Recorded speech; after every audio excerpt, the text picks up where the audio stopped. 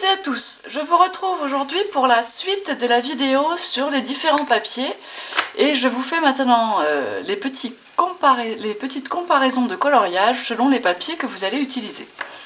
Alors dans un premier temps, nous pourrions comparer les différents papiers avec l'utilisation de la solution de mélange pour crayon de couleur ou aussi appelée essence minérale. Voilà, alors je vous montre sur 3 papiers par exemple la différence et vous allez voir que le papier a une importance très grande dans le résultat final. Ici, j'ai tamponné sur du 220 grammes papier ramette acheté en magasin de papeterie, du papier Maya et j'ai utilisé également du Nina Desert Storm, c'est-à-dire que c'est le papier Nina en blanc, il est réservé au feutre à alcool, enfin il est spécialisé en fait pour les feutres à alcool, il existe en blanc et en craft. Voilà, je trouve pas tous mes mots aujourd'hui, on est lundi, c'est normal, rien ne va dans le bon sens le lundi, moi je suis censée pas travailler, mais en fait je travaille tout le temps, donc bon. Donc voilà les différences de coloriage. Alors ce qu'on peut noter, et bien sûr, comme j'utilise de l'essence minérale, c'est comme si j'utilisais mes feutres à alcool, je prends de l'encre Memento. Je vous le rappelle, ça avait fait l'objet d'une vidéo précédente. Voilà, je ne m'étends pas plus.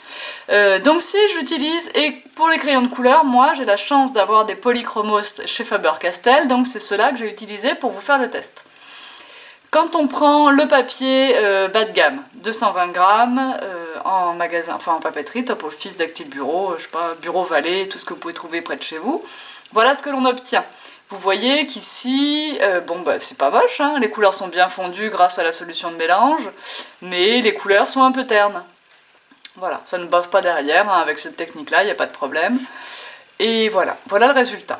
Si vous prenez du papier Maya, et bien tout de suite vous voyez une différence quand même assez nette. J'ai utilisé exactement les mêmes crayons, hein, pour que vous puissiez vous faire une idée précise. J'ai utilisé exactement les mêmes crayons pour ces deux fleurs. Donc vous voyez quand même une différence de vivacité très importante. Donc évidemment le papier Maya est bien meilleur que le papier 220 grammes. Pour cet exercice, vous voyez que même l'encre Memento de toute façon est plus jolie sur le Maya que sur le 220 grammes. Elle est un peu plus grise ici, elle est bien plus noire ici. Voilà. Et ensuite, j'aime beaucoup utiliser mes crayons de couleur, même si je ne vous le montre pas trop en vidéo, sur le papier craft. Et je voulais vous montrer que sur ce Nina Desert Storm, c'était vraiment très joli de colorier avec vos crayons de couleur et de passer la solution de mélange pour crayon. C'est effectivement aussi très joli de passer les feutres à alcool, je vous le montre tout à l'heure. Donc vous voyez ici qu'on a un très très beau résultat. Donc solution de mélange et Nina Desert Storm. Tout est marqué là sur la petite fiche. Donc voilà. Ça, c'était une première comparaison. Ensuite, je voulais vous montrer l'utilisation des feutres à alcool sur d'autres papiers, sur plein de papiers. Pour les feutres à alcool, je vous ai fait plein d'essais. Alors commençons par le 220 grammes. On peut noter que le résultat est satisfaisant. Les couleurs, on a un petit peu de mal à les fondre, hein. Vous voyez quand même encore des petits traits. Voilà, le résultat est pas mal, on ne peut pas dire, voilà, c'est pas mal. C'est pour ça que je vous disais dans la vidéo sur les papiers que pour s'entraîner, le papier comme ça, type Bristol, un petit peu, ben ça peut le faire. Si vous essayez sur du papier Structurelin, vous voyez, papier 300 grammes Structurelin blanc que je vends au magasin, ben moi j'aime beaucoup, je trouve les couleurs, le rendu un peu meilleur. Alors bien sûr on voit la texture apparaître au travers, les couleurs se fondent bien, par contre l'encre a tendance à filer un petit peu.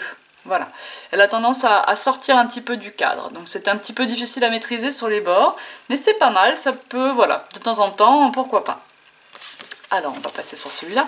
On va voir qu'avec le papier Maya par exemple, et bien là pour le coup c'est moins bien qu'avec le papier 220 grammes. Le papier Maya n'est pas le plus facile à utiliser avec les feutres à alcool. Le fondu se fait bien moins facilement et voilà, donc j'aime moins le papier Maya pour les feutres à alcool que les autres papiers. Donc ce n'est pas celui que je choisirais si je devais faire un coloriage au feutre à alcool. Ensuite, j'ai voulu essayer, je vous montre les deux derniers pour la fin, sur du Basil Classic Craft. Bien là, pareil, le fondu c'est un peu comme le Maya. Ça fait un peu le même résultat. Le fondu est un peu plus difficile à obtenir. Bon, c'est pas infaisable, hein. Mais voilà.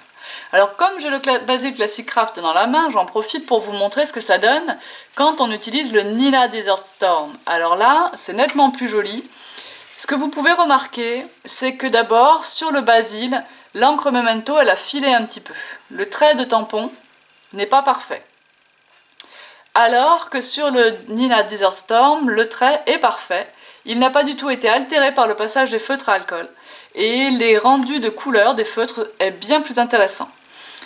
Voilà, je préfère vraiment le Nina Desert Storm au Basil Classic Craft pour faire du coloriage au feutre à alcool. C'est pas pour rien que ce papier Nina est spécialisé dans cet usage.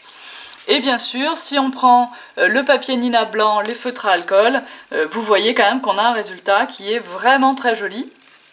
Avec des couleurs, je vous remontre ici sur le papier Maya, notre rose était un peu fluo, notre Memento avait un peu bavé.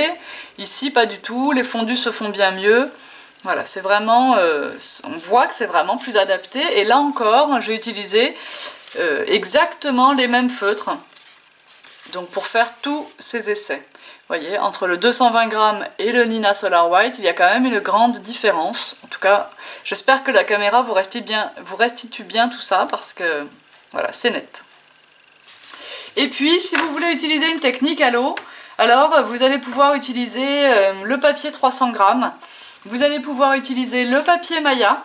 Ici, je m'étais trompée, mais voilà, vous obtiendrez vos dégradés sans difficulté. Et bien sûr, avec une technique à l'eau, vous allez utiliser l'encre Versafine et vous allez en priorité quand même choisir du papier aquarelle si vous en avez.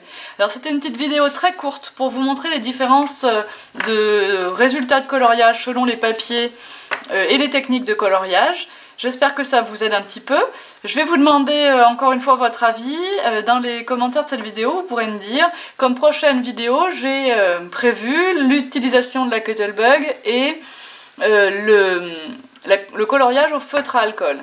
Dites-moi s'il y en a un que vous préférez parmi ces deux-là et si il y a d'autres sujets que vous voulez que j'aborde. Je vous dis à très bientôt et d'ici là, bon scrap. Bye bye.